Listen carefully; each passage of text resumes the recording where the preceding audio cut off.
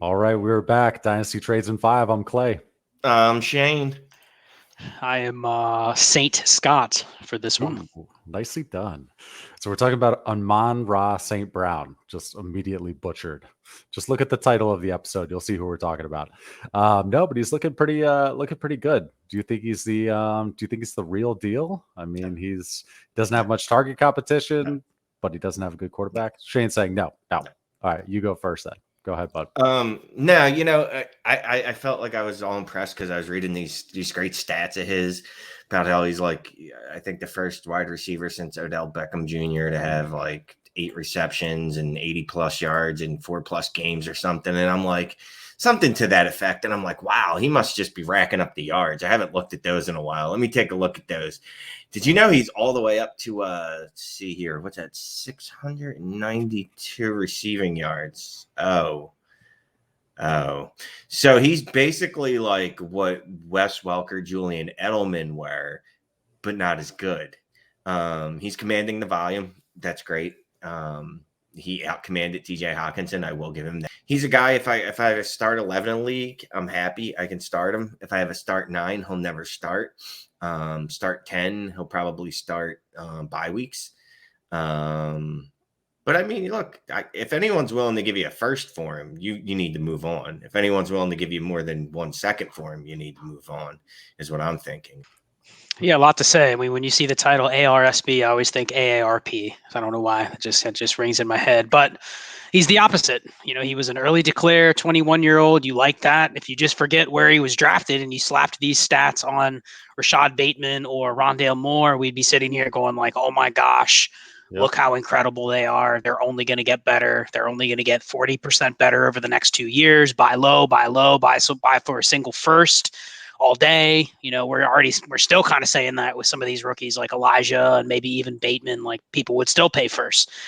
So I don't think we're there yet with Amon-Ra. So does that mean he's a value, or does it mean, what does it translate to when the Lions actually make some changes when they inevitably do? I mean, he's had a couple games in a row without Hawkinson, without Swift, really no other target competition, 37th in the league in market share of all pass catchers. So that's not terrible, but it's not anything that blows you away. It's not bad for a rookie, but we're talking like 18.8%. So it's nothing that you just are like, that's going to translate to just being a dominant asset going forward. So I think what it comes down to is, like Shane said, in a start 9 or a start 10, he's one of those where I think his value will swell high enough to where you will be able to pivot to other receivers that maybe have a little risk to them. And we've done a lot of receiver episodes with players in this same range.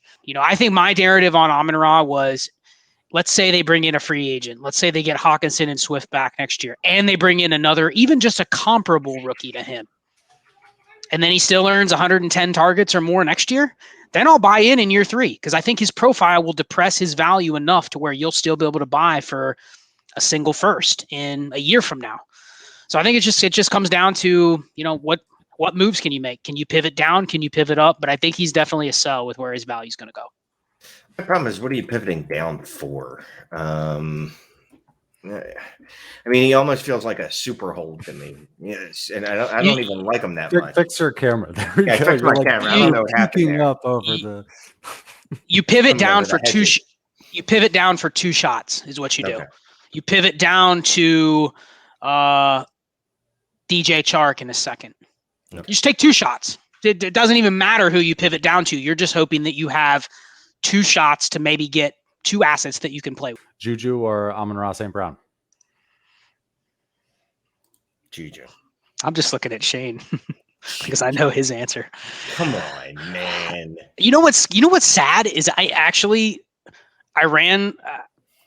do a real basic search when I just take profiles and I plug them in. But he's actually not that far off from Juju if you look at what Juju is right now. Oh, yeah. You get names like Robert Woods, Tyler Boyd, Juju. Like, he's kind of in that mold. And I can see his value kind of going to the same place. So would you rather have Amon-Ra St. Brown and, let's say, the 210 or Rashad Bateman? I think the 210 is a little irrelevant in that trade, but I'm not sure. I wouldn't be shocked if you can get it straight up, honestly. Yep. What do you think, Shane? That's Rashad Bateman.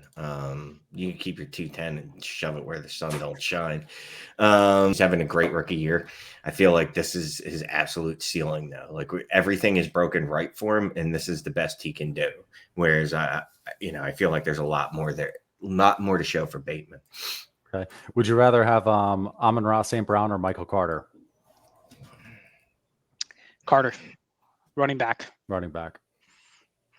I think he's in this weird range where it's like Sutton, Allen Robinson, Juju, Mike Williams, Michael Gallup, DJ Chark, like all these guys that are a little volatile. Like I can see people preferring him because they feel safer. You know what I mean? He's younger. They know his situation, but it feels like a lot of those guys have more upside.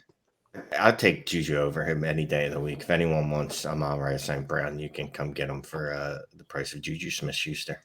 I mean, him or Renfro, that's one that keeps popping in my mind, and I'm going like, who do you guys prefer? I mean, you're getting a younger version, but isn't Renfro kind of what you exactly hope Amon-Ra does for the next like 3 years? If I want resale value, I want Amon-Ra St. Brown. Exactly. You know, if I want production, maybe I'll go Renfro, but don't you think when the offseason flips, you can get Renfro plus for St. Brown once this Cinderella story of Renfro kind of cools off and we get to like February or March and everyone knows the Raiders are going to add somebody? 100%.